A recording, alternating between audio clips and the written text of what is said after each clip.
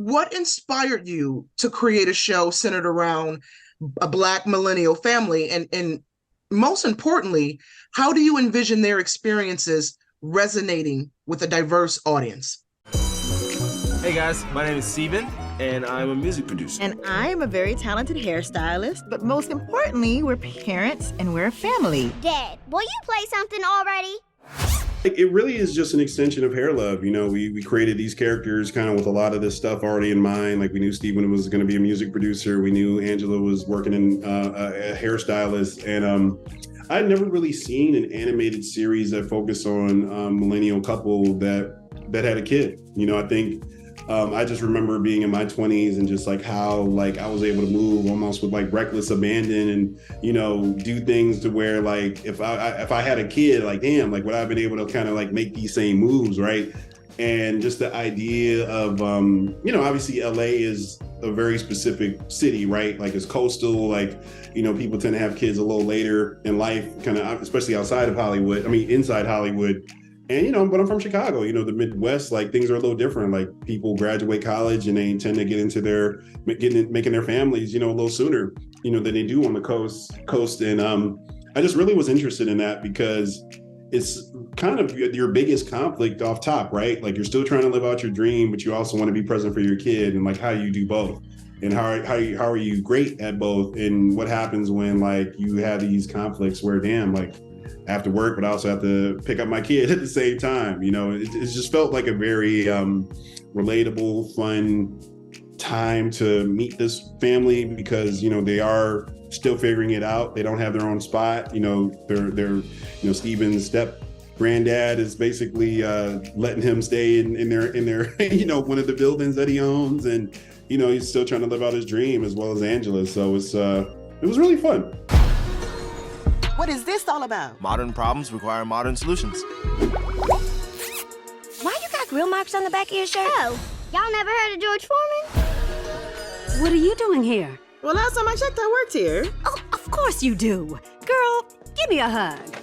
I wish I had a calling. What's my legacy? Can we have one existential crisis at a time, please? I'm a woman. I can multitask. Can you describe some of the themes or the messages you hope to convey through Young Love?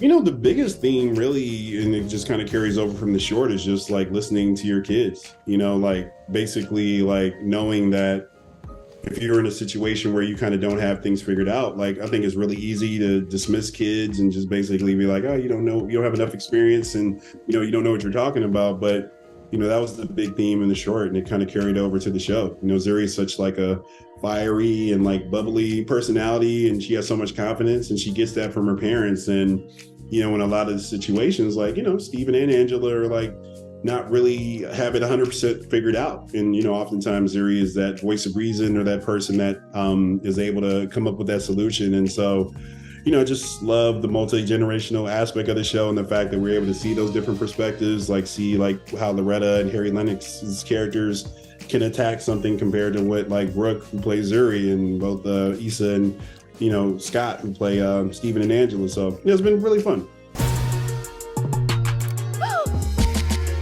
Today I meet with this artist that could really change our lives. Boo-boo, bruh. Next. I know that's right. Wait, what do you mean? I would tell you not to quit your day job, but you ain't got one. Come on, I gotta get these followers up for my channel. Are we rolling? Give me some passion. Life is crazy! You know what? Never mind. I just lost 3 subscribers. How does this series address some, you know, the generational themes and conflicts within this family dynamic? I think we really just try to deal with it really on a character-based thing, you know, like, you know, we have an episode that kind of deals with gender roles, right? Like, you know, one of the things that was a big inspiration for this show is just like real life, like, you know, rent being so expensive everywhere, things being so just overly priced at this point and the wages not matching that. Like, you can't be a partner what's in a relationship with somebody and just be like, this is what I'm not going to do. I'm not going to cook. I'm not going to clean. You know, it's like, we got to figure it out. Like, if you have to go to work early and I'm here, like, I'm going to get her ready for school. I'm going to take her to school. And then if I have to work late, you can pick her up and you can get her ready for bed. Like, it just what is what it is. And just having like a boomer kind of representation with the baby boomer representation kind of with the grandparents is just really dope because they don't believe in that, like it's just a different way that they grew up. And so just seeing how Russell and Gigi kind of look at Steven sometimes with the things that they do, and also just Zuri just being so like oblivious to any of this stuff. It's just like, yo, like like I just want to go to the park, like I don't care who takes me, like it's whatever. So yeah, it's been really cool having that multi-generational thing. Loretta is such a legend, and as is Harry, and they're just so fun to play with in this animated space. Money ain't everything. Having somebody to experience the good and bad times with is what's important. Now round up the squad.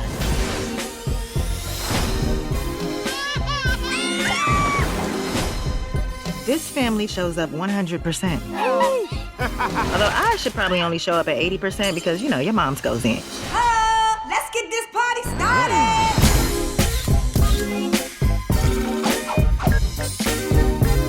We are going to take over the game. It's okay to feel a little lost. I was just excited about just learning that you turned Hair Love. You're expanding the Hair Love world, right, with this series. Yeah. So just reading that alone, it got me very excited to watch this. So from the creator point of view, what are you most excited about viewers experiencing when Young Love drops? I'm just excited for them to, hopefully they see the show as being relatable. We all can relate to, being young and not having life figured out and like really working hard to try to achieve those dreams, but then also having like, your family around you, and sometimes they are able to support you, sometimes they're not. But and also just having something bigger that you're working for, right? In Steven and Angela's case, it's their young daughter Zuri. And so, I hope people really just see the relatability to it. We put a lot of effort and care into making sure that these felt like real people, like down to the hairstyles, down to the various skin tones. The show is set on the west side of Chicago, and really try to just represent the city and just make it feel like a real place. And, hopefully people dig it. Yeah, I have to say this as I give you my last question. That's what I love most about this. The animation is so rich, so detailed. I've never seen animated Black characters like this before. And I'm so in love with Young Love for that alone. So my last question for you, sir, is, speaking of Hair Love, after winning an Oscar for this project, of course, winning an Academy Award comes with increased visibility and expectations and such. Do you plan to leverage your Oscar win to further explore and highlight Black culture and heritage with future projects? Oh, yeah. Who's that handsome man you're drawing? Your grandpa? No, it's you, Gigi. I don't have no facial hair. Welcome to my castle. You can drop your bag on the floor. My mom and dad will get them. Are we the hell? Worse, we're parents. I just love highlighting just the different facets of Black life. I think art is, filmmaking in particular, and television making is just the best when you're able to showcase your own personal experiences and showcase like we're not so different. You know what I mean? Like I love watching shows that, center different racial backgrounds and different families. You really, it helps. It's probably the easiest thing that can help combat stereotypes, and just like showing that, like we all struggle raising these kids, man. These kids are a lot, man. They want a lot. They do a lot, and sometimes you get tired. And I think it's just all relatable. We try to be very specific, kind of with our Black cultural references, and just making sure that things like felt real, but also like I think it also helps the show to become more universal because we all can relate to being in these situations. So definitely will continue on, and I'm excited. I really hope the strikes. I hope the writers and the actors get what they want, and so we can get back to work and continue to put good stuff into the world.